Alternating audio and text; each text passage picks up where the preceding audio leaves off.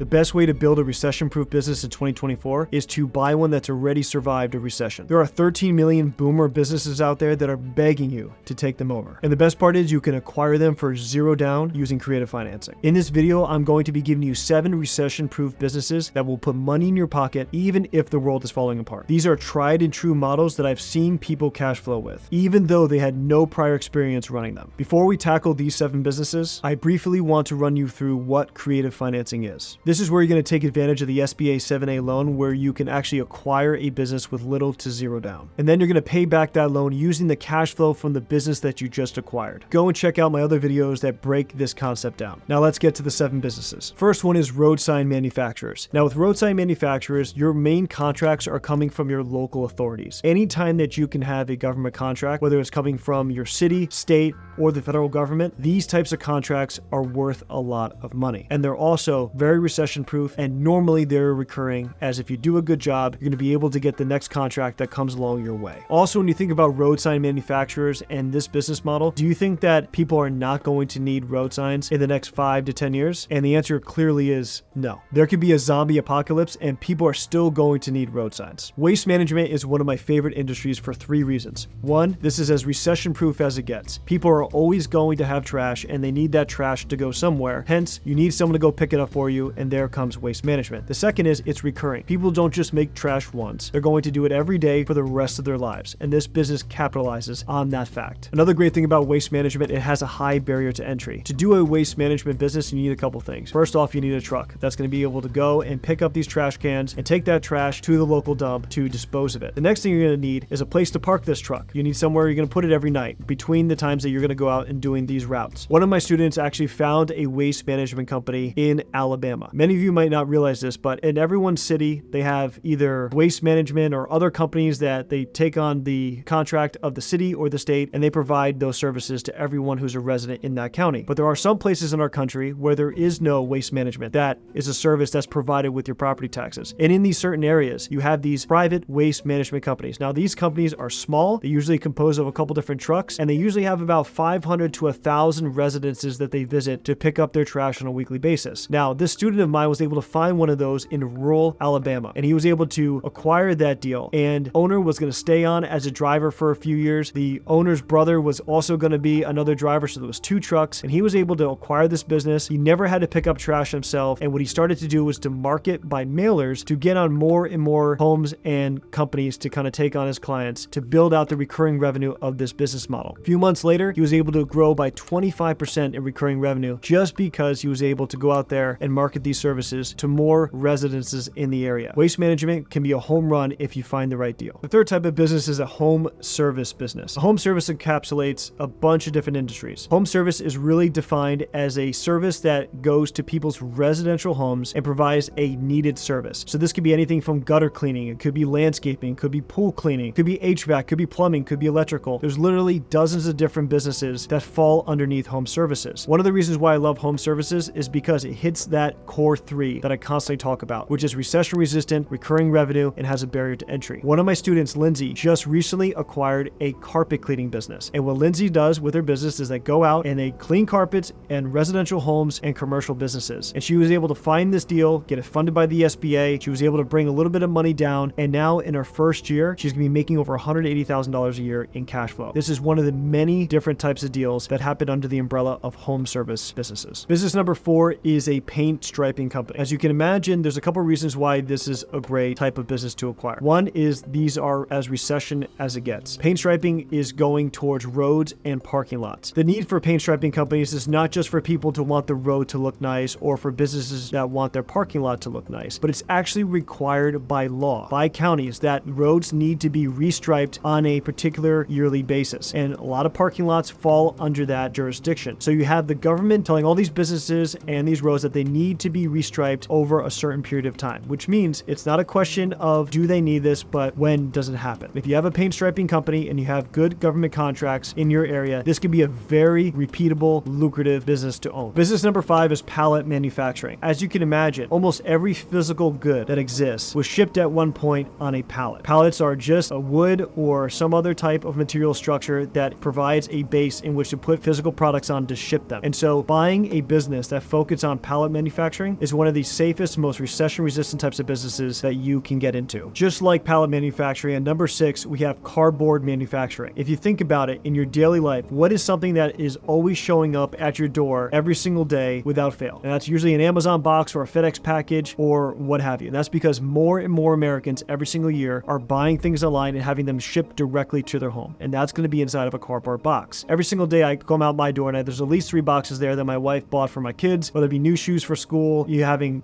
paper products for our home, or even our food that gets shipped every single week to fill up our pantry. This is something that is not going anywhere anytime soon. And if you can get in and acquire a business that preys on this type of service, you're going to be getting profits for years to come. I saved my best for last. At number 7, we have accounting firms. Now, the reason why accounting firms are just one of my favorite type of businesses to have. 1, they're recession resistant. 2, they have recurring revenue. And 3, there's a barrier to entry, just like the other businesses that I had on the list. But what accounting firms have that those don't is they have a arbitrage play that you can do to get biggest bang for your investment buck. Now, what do I mean? Every business out there that I mentioned before is valued on a 3 to 4x multiplier of their cash flow for the price of the business. So whatever that business made that year, you can take 2 on the low end, all the way up to a 4 on the high end, times it by that number, and that is what the business is worth. Well, with an accounting firm, that's not how they're valued. Accounting firms are valued on 1x the previous year's revenue. So if that accounting firm made $1 million last year, it's worth $1 million. Now, the good thing about accounting firms is because of their services, they charge a premium. And so their margins are anywhere between 40%, sometimes up as high as 60% for profit. So that $1 million firm is doing between $400,000 and $600,000 a year in cash flow. If that was any other industry that I mentioned before, that would be a $2.5 million business. But an accounting firm, that's only a $1 million business. So that money that buys that $1 million that you put towards an accounting firm is going to net you over $500,000 in cash flow back. Accounting firms are one of my favorite. I just acquired one last year in Kentucky, and it is one of the best investments I've made year to date. That firm was doing about $1.7 million in revenue. We bought it for $1.7 million,